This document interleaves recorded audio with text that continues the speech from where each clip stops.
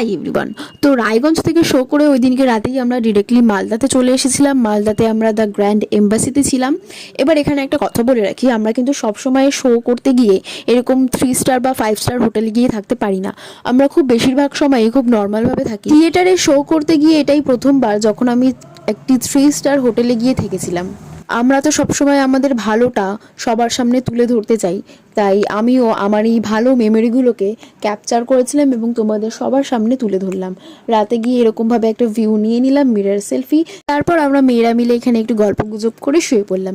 আজকের মতন এইটুকুই। যারা এখনো সাবস্ক্রাইব করোনি এরকম আরও ব্লগ দেখতে আমার চ্যানেলটা সাবস্ক্রাইব করে দিও। রাত কটা বাজে বলতে এখন? একটা চাবি তুই পান্না দিকে ফোন করবি, ফোন করে বলবি একটু মনে রাখুন না। ভেরি সরি, আমাদের ভুল হয়ে গেছে, আমরা করবো না। We are sorry for the আগুন ফর দা